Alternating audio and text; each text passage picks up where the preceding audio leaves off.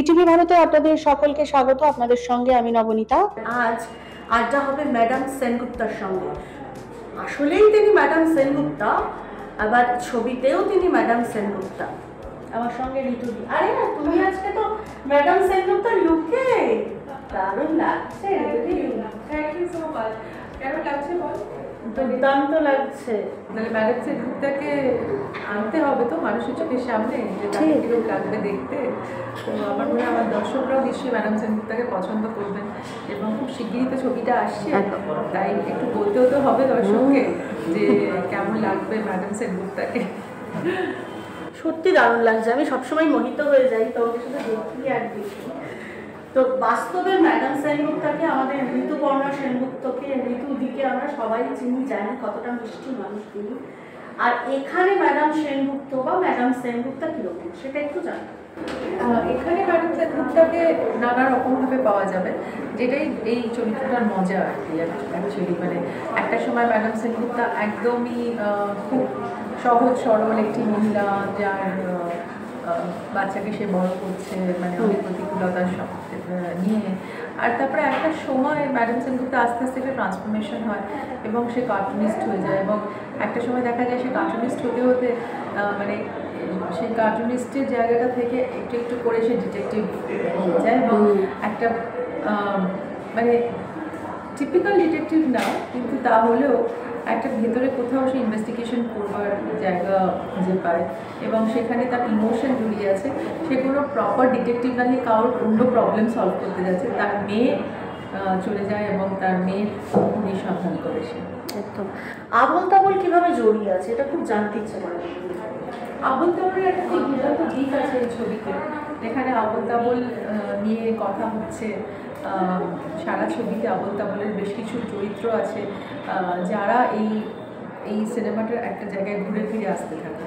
তো আবল তাবল একটা যে মানে কোথাও গিয়ে মানুষের মনের মধ্যে যে আজও বিরাজমান, এবং আবল তাবল যে ইনফ্লুয়েন্সড কতটা, তো সেগুলো এই ছবি থেকে আসবে। মানে একটা জেনারেশন তো আবল তাবল দেখেনি বা পড়েনি, কিন্তু তাদের কাছে এটা নতুন ফরম্যাটে আবল তাবলকে প্রেজেন্ট করা। তো খুব ইন্টারেস্টিং কিছু জায়গা আছে, এবং এই ছবিতে কাস্টিংও এত স্ট্রং যে প্রত্যেকেই তাদের একটা নতুন নতুন দিক তুলে ধরেছে।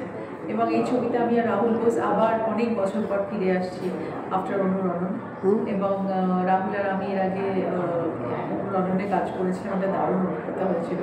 এবং এই ছবিতে আমি ওকে বলেছিলাম আমাদের এরকম একটা ক্যারেক্টার আছে, এ ফিল আপস টু ডু, তো খুবই গ্রেসফুলি অ্যাকসেপ্ট করেছে এবং করেছে। এবং সুব্রত দত্তর মতো বাউফুল অ্যাক্টর আছে, অনন্যা চ্যাটার্জি আছেন, তারপরে কৌশিক সেন, পরাণ বন্দ্যোপাধ্যায়, ফরাজ মুখার্জি, আর নিউ কামার্স আছে একটা বছর, তারাও খুব পাওয়ারফুল। তো আমার মনে হয় যে মানে সব মিলিয়ে এই ছবিটার কোথাও একটা ভালো প্রমিস আছে, যেটা দর্শকরা আরও ভালো করে বলতে পারবে। এবং Sayantan is a very very smart young director, ও টিমটাও খুব শার্প। এবং অবভিয়াসলি আমাদের নন্দী ফিল্মস এই ছবিটা থেকে, নতুন ছবি থেকে, মানে এই ছবিটা থেকে আমার আত্মপ্রকাশ। কিন্তু ওনার একটা ছবি হয়তো রিলিজ হয়েছে নন্দী ফিল্মস, তো ওনাদেরও আমি অনেক সাধুবাদ জানাই। তোমার শ্বশুরবাড়ি জিন্দাবাদ সবে এলো, আমরা ভীষণ আনন্দিত উচ্ছ্বসিত। তোমার আর কোন ছবি রিলিজ হলে ভালো হয় বলো তো? আমি শ্বশুরবাড়ি জিন্দাবাদটা খুব আনন্দ করে একটা হলে দেখছিলাম, যে কত কিছু নতুন ছিল। এই ছবিটার মধ্যে সিনেমা স্কোপ হয়েছিল, প্রথম সাউথের থেকে ডান্স মাস্টার এসেছিল, সাউথের থেকে ক্যামেরাম্যান এসেছিলো, তো টোটালি আ প্যান ইন্ডিয়া ফিল্ম। তো হ্যাঁ, আমি শ্বশুরবাড়ি জিন্দাবাদের সাথে সাথে আরও বেশ কিছু ছবি যেগুলো খুব ইন্টারেস্টিং ছিল তখন আমরা করেছিলাম, যেরকম প্রভাত ফেরা, তুমি এলে তাই, খেলাঘর, ঋতুপর্ণ ঘোষের উৎসব, দমন, অপর্ণা সেনের পার্বত্যার একদিন। তো আমি চাইবো যে এরকম সব ছবি আসুক আবার, মানুষের মানে যারা দেখেনি তাদের কাছে আবার নতুন করে এস্টাবলিশড হোক। এবং অনেক ছবি চাই যে আবার আসুক, দেখুক। তো সেইভাবে পারমিতা থেকে আলো, আলো থেকে ম্যাডাম সেনগুপ্ত আজকের দিনে অনেক ধরনের চরিত্র ঋতুদির পালন করেছে। আর কোন চরিত্র ঋতুদির অপেক্ষা, মানে ঋতুদি অপেক্ষা করে এমন কোনো চরিত্র আছে কি? হ্যাঁ, অনেক চরিত্র আছে যে চরিত্রগুলো এখনো করিনি বা দেখিনি বা ছুঁয়ে দেখতে পারিনি। তো অনেক চরিত্র আছে, যেরকম অবভিয়াসলি আমার একটা চরিত্র বারবার করতে ইচ্ছা করে, সেটা হচ্ছে গহরজান, যেটা আমি করিনি, বা আঞ্জলি বাই, ওরকম একজন কেউ যার মানে যার একটা লেগেসি আছে, যে একটা তার কাজ মানে সঙ্গীতের জগতে অনেক কন্ট্রিবিউট করে গেছে, বা কোনো ডান্সারকে নিয়ে যদি কোনো ছবি হয় মানে। তো এইরকম আমার খুব ইচ্ছা যে সেরকম একজন মানে যার ক্রিয়েটিভ লেগেসিটা অনেক উঁচু মানের, তার কোনো একটা কাজ করার। তো মানে সেই চরিত্র অবলম্বনে আর কি। তো এরকম কিছু ইচ্ছা রয়ে গেছে। তো দেখা যাক কী হয়। তো আমি very optimistic, I am very মানে happy in my space. Recently Puratan has done very একদম। আর পুরাতনের সবাই মানুষ এত ভালোবেসেছে। আমি আশা করবো আমার আগের ছবি আগামী ছবি বেশি করে দেখবে, এবং আমার এরপরে গুড বাই মাউন্টেনও আসছে, আবার ইন্দ্রনীলের সাথে ছবি, ইন্দ্রাশিস ৭৭। তো ওই ছবিটা নিয়েও আমার খুব আশা যে ওটার মধ্যে একটা খুব সফট রোম্যান্টিক ফিল্ম, অথচ খুব ম্যাচিওর। এবং আমার হিন্দি ছবি তারও আসছে, সেটা দীপাঙ্কির সাথে ম্যাচিওর লাভ স্টোরি। তো এইরকম অনেক ছবি আসছে যেগুলো মনে দাগ কেটে যাওয়ার কথা। তো আশা করবো আপনাদের সবারই ছবিগুলো খুব ভালো লাগবে। হিন্দি সিরিজেও তো দেখতে চলেছি, বাংলায় কেন শুরুয়াত করবেন না তুমি সিরিজে? আমাকে আসলে বাংলা সিরিজে অনেকে বলেছিল, অনেকগুলো অফার এসেছিল, কিন্তু আমি আসলে বাংলায় এই মুহূর্তে সিরিজের জন্য মানে এক্ষুনি রেডি হই। আমি ছবি করতে চাই বেশি, এবং হিন্দিতে সিরিজে দেখবে আমাকে, কিন্তু আপাতত এটা একটা স্পেশাল অ্যাপিয়ারেন্স করছি আমি। এরপরে হয়তো আর একটা কিছু বড় কিছু। দিদি, আমরা মেয়েরা কিন্তু বাবাদের একেবারে দুলালি হই, এটা কিন্তু ঘটনা। তো এই বিষয়ে যদি এটা বাবাকে সবসময় মনে পড়ে সবার, যাদের আছে তাদের তো সঙ্গেই আছে, যাদের নেই তারা অন্যভাবে ভাবে। এই দিনটা এলে দিদি কতটা আবেগী হয়ে যাও? বাবা অনেকদিন আগেই ছেড়ে চলে গেছেন আমাদের, কিন্তু প্রত্যেক দিনই বাবার কথা মনে পড়ে, মার কথা। মা তো সদ্য চলে গেলেন, সবসময় মনে পড়ে। তো তাই ভাবি যে পৃথিবীতে আস্তে আস্তে যারা আপনজন তারা অনেকে মানে চলে যাচ্ছে। এখন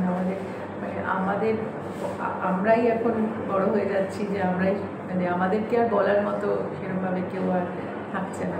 তো এই দিনটাতে আমার খুব ইমোশনালও লাগে। আমি ইনফ্যাক্ট ওই জন্য সঞ্জয়কে বলেছি যে তুমি একদিন হলেও ফ্লাই করে এসো, যাতে তোমার মানে বাচ্চার সঙ্গে তুমি কিছুক্ষণ টাইম স্পেন্ড করতে পারবে। আমার ছেলে তো বাইরেই আছে বস্টনে, কিন্তু মেয়ে আমার সাথে এসছে সামার ভ্যাকেশন এখন।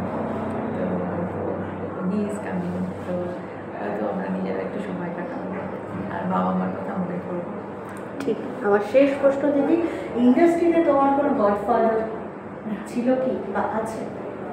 গডফাদার ছিল না, এখনও নেই, কিন্তু বেশ কিছু অভিভাবকের মতো পরিচালকরা ছিলেন যারা আমাকে সত্যি অনেক মানে আমাকে জায়গা। ইনফ্যাক্ট আমি সেদিনই বলছিলাম যে পার্থ ঘোষ, মানে পার্থদা আমাকে প্রথম বম্বেতে সুযোগ দিয়েছিলেন ওনার তিসরা কন ছবিতে, যেটা এনএনসিপি প্রোডাকশন, অনেক বড় প্রোডাকশন, এবং কত বড় বড় অ্যাক্টরদের সাথে আমি কাজ করেছি সেই সময়। এবং আমার ওই মহরতটাতে মনে আছে, ইয়াশ চোপড়া থেকে শুরু করে মানে আমাদের রাকেশ রোশন থেকে শুরু করে ঋষি কাপুর, মানে এমন কোনো বড় পরিচালক ছিল না যারা আসেন। আর তারপর ওনার সাথে আরও কাজ করেছি আমি, মতানি করেছি, তারপরে মজুমদার সাথে, তারপর শিল্প খেলা করেছি বড় ছবি। তো সেই জন্য বলছি মানে এরকম অভিভাবক পরিচালক প্রভাত রায়ের আমাকে দারুণ একটা সুযোগ দিয়েছিলেন শ্বেতপাথরের খেলায়। তো তাই জন্য তারপর থেকে অনেক ভালো ভালো কাজও এসছে।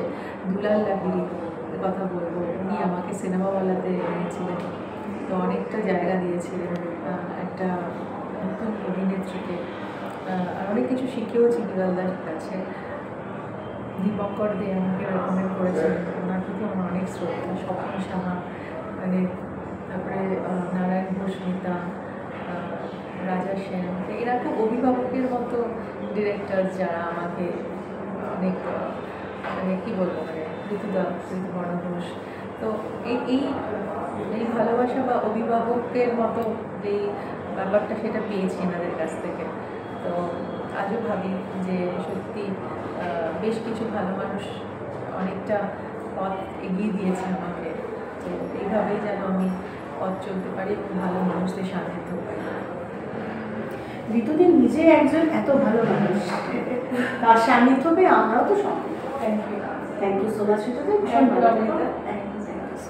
নবনীতা দত্তগুপ্ত, ইটিভি ভারত, কলকাতা।